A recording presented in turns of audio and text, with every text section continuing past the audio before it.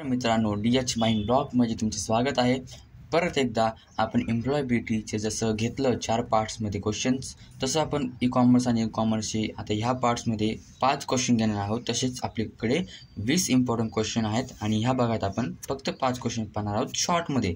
की काय असतं बघा. पहिला क्वेश्चन आहे, what is e-commerce and explain types of e-commerce. म्हणजेच ई-कॉमर्स काय, ई-कॉमर्स काय की ते online business transaction through internet. ते असं एक बिझनेस आहे जो की ऑनलाईन होत असतो. एखादा सर्व्हिस, एखादं प्रोडक्ट, एखादं काहीतरी ॲक्टिव्हिटी होत असते जी की इंटरनेट थ्रू होत असते आणि ती परचेस केली जाते कोणाच्या तर्फे. म्हणजे कंझ्युमर असतो, बिझनेस असतो, कोणी पण ती परचेस करत असतो ऑनलाईन इंटरनेट थ्रू. त्याला आपण ई-कॉमर्स म्हणत असतो. इलेक्ट्रॉनिक कॉमर्स असा त्याचा फुल फॉर्म असतो. नंतर इलेक्ट्रॉनिकली ते होत असतं, डिजिटल असतं. मी काही इतकं डिटेल जात नाही, पण मी इतकं शॉर्टमध्ये सांगून दिलं काय असतं ई-कॉमर्स. त्याचे टाईप्स आहे.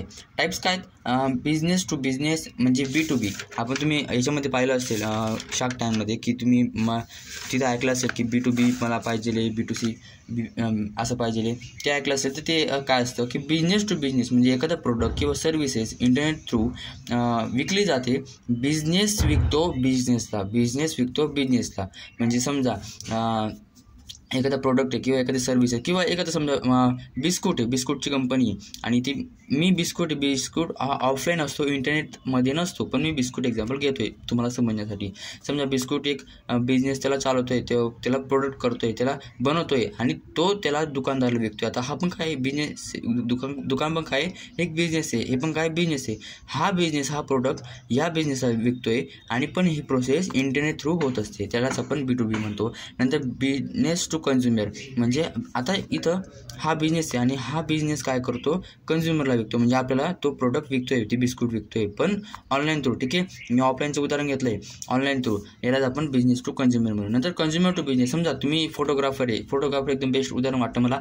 तुम्ही फोटोग्राफर आहे आणि फोटोग्राफर तुम्ही फोटो काढतायत आणि फोटो एखाद्या बिझनेसला, त्यांच्या वेबसाईटला किंवा त्यांच्या प्रोडक्टला लावायचे आहे तो फोटो आणि तो फोटो एकदम भारी स्टायलिश आहे, तुम्ही काढलेला नेचर का कुठला तरी असतंय, तर तो फोटो तुमच्याकडनं ते विकत घेईल बिझनेस आणि त्यांच्या वेबसाईटला तो लावेल. त्याला आपण कंझ्युमर टू बिझनेस म्हणू.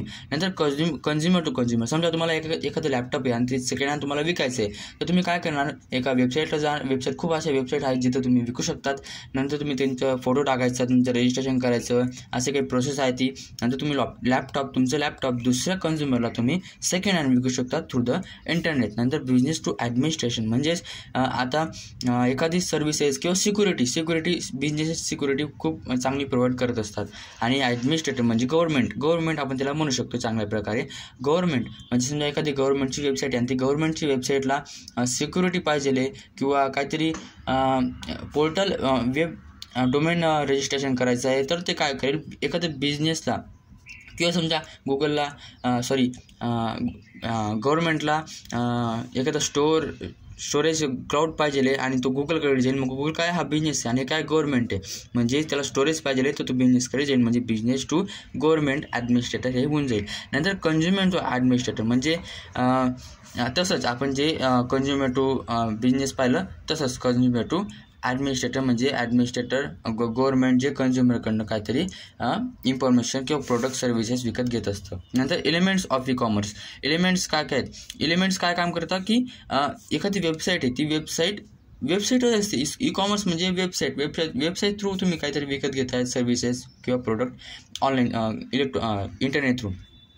एलिमेंट्स काय आहेत की तुम्हाला अट्रॅक्टिव्ह आणि सक्सेसफुल वेबसाईट बनवायची, तर ती कशी बनवायची, रिस्पॉन्सिव्ह डिझाईन बनवायची. म्हणजेच एक ती वेबसाईट कोणत्या पण मोबाईलमध्ये चालेल, कारण आता खूप मोबाईल आले आहेत, खूप वेगवेगळ्या साईजचे उंचीचे मोबाईल आलेत, ते त्या वेबसाईटमध्ये चालायला पाहिजे, म्हणून तुम्हाला तशी ती बनवावी लागेल.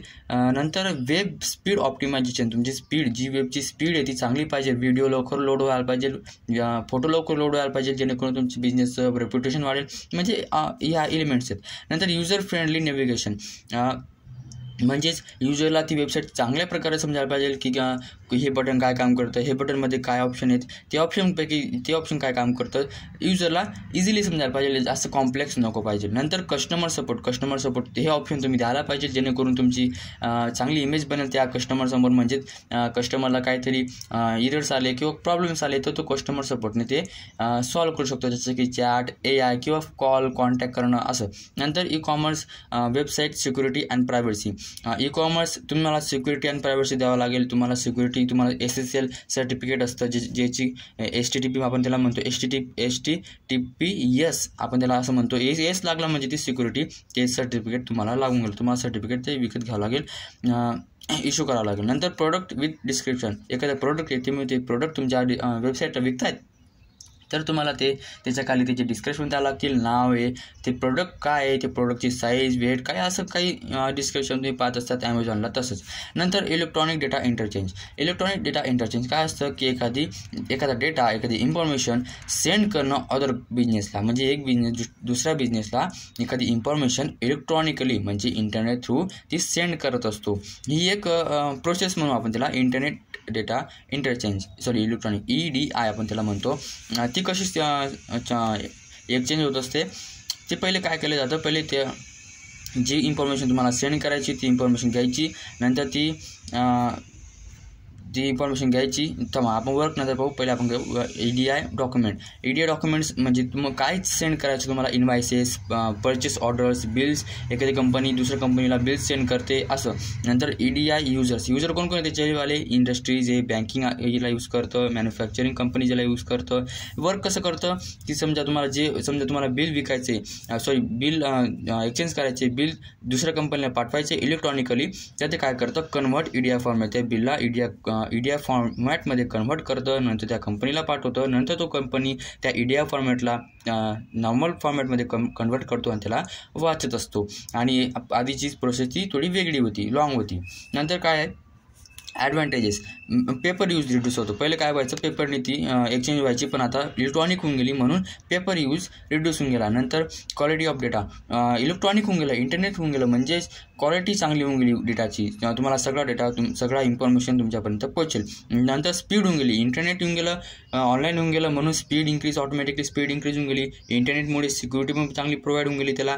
नंतर इन्फॉर्मेशन ॲक्युरेसी पण चांगली, म्हणजे इन्फॉर्मेशन चांगल्या प्रकारे ॲक्युरेट झाली. आणि हे सर्व झालं म्हणून त्याची कॉस्ट जी ती लो होऊन गेली. इथं हे आपला तिसरा पॉईंट. आणि चौथा पॉईंट आपला इलेक्ट्रॉनिक पेमेंट सिस्टम. चौथा पॉईंट हा आहे आपला इलेक्ट्रॉनिक पेमेंट सिस्टम. आपण मागे काय पाहिलं की इलेक्ट्रॉनिक डेटा इंटरचेंज, डेटा कसा एक्सचेंज करतात बिझनेस टू बिझनेस इलेक्ट्रॉनिकली. आता पाहू की इलेक्ट्रॉनिकली पेमेंट सिस्टम कशी काम करते. इलेक्ट्रॉनिक पेमेंट ऑन इंटरनेट म्हणजे तुम्ही पेमेंट ऑनलाईन करतायत त्याला आपण इलेक्ट्रॉनिक पेमेंट म्हणू. त्याचे काही टाईप्स आहेत, जसं की युनिफाईड पेमेंट इंटरफेस, तुम्ही UPIचं नाव ऐकलं असेल. नंतर मोबाईल वॉलेट्स, म्हणजे तुम्ही मोबाईलमध्ये ॲप्स असतात, त्या ॲप्समध्ये वॉलेट नावाचं ऑप्शन असतं, जिथं तुम्ही तुमची काहीतरी बँकमधून ती पैसे तिथं ठेवू शकतात आणि ते वापरू शकतात. नंतर डेबिट अँड क्रेडिट कार्ड्स, म्हणजेच बँक तुम्हाला अलो करते, डेबिट आणि क्रेडिट कार्ड तुम्हाला देत असते आणि तुम्ही ते वापरू शकतात. नंतर इमिडिएट पेमेंट सर्व्हिसेस आणि असे काही सर्व्हिसेस आहेत. नंतर आहे आपलं ॲडव्हान्टेजेस, म्हणजेच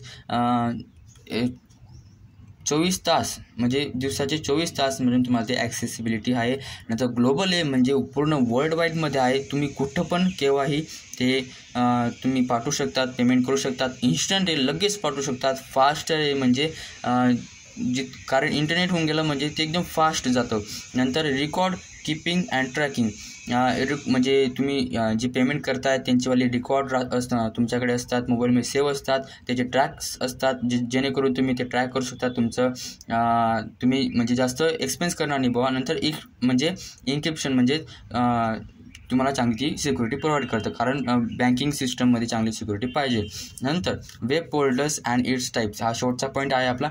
की वेब पोर्टल्स काय असतं की collects information from different sources into single user interface and present users. म्हणजेच वेगवेगळ्या वेबसाईट म्हणून, म्हणजे समजा वेगवेगळे वेबसाईट्स आहेत आणि त्या वेबसाईटची इन्फॉर्मेशन, वेगवेगळ्या वेबसाईट एकाच प्रकारची वेबसाईट आहे. समजा एज्युकेशनची वेबसाईट आहे, समजा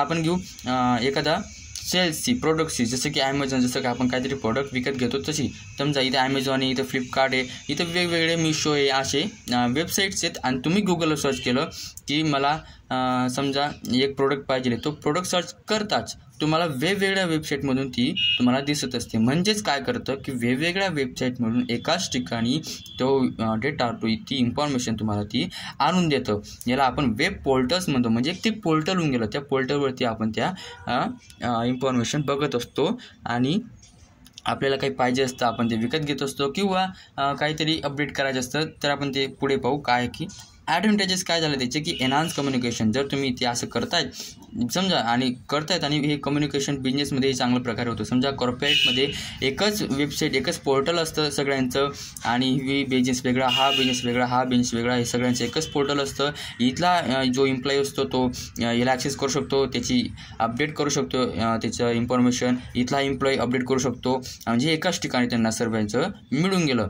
त्यांना रजिस्ट्रेशन करावं लागते, ही गोष्ट वेगळी. नंतर सेंट्रलाइज इन्फॉर्मेशन. सगळ्यांची इन्फॉर्मेशन आपल्याला सेंट्रलाइज मिळून गेली. समजा याने काही अपडेट केलं किंवा न्यूज आली याचीवाली, तर न्यूज तो इथंच अपडेट करून देईल की माझ्या कंपनीत असं आहे.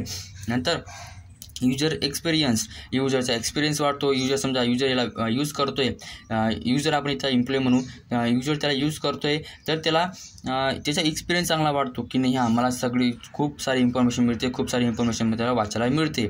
जसं की टाईप्स दिले कस्टमर पोर्टल्स. कस्टमर म्हणजे एक कस्टमर असतो, त्या कस्टमरला खूप ठिकाणी आपण म्हणू शकतो की कस्टमर त्याला त्याची अकाउंट मॅनेजमेंट त्याचं पाहू शकतो, सपोर्ट ट्रबल शूटिंग पाहू शकतो, बिलिंग अँड पेमेंट्स करू शकतो एखाद्या प्रोडक्टसाठी.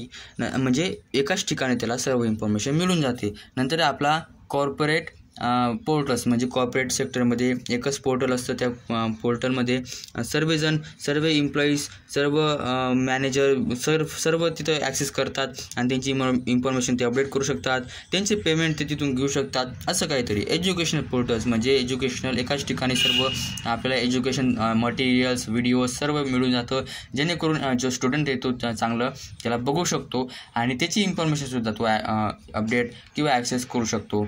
असंच काहीतरी. असंच नंतर एम्प्लॉई पोर्टल्स. एम्प्लॉईसाठी पण सेम आहे. नंतर पेशंट पोर्टल्स म्हणजे पेशंटसाठी पण तो त्याची शेड्यूल, त्याचे डॉक्टर्स,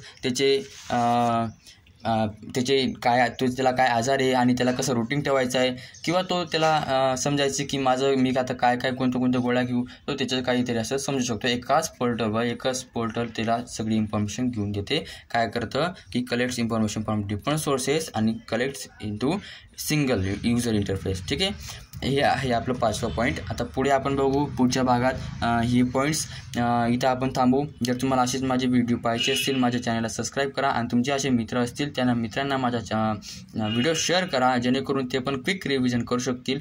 आणि भेटू पुढच्या भागात. धन्यवाद.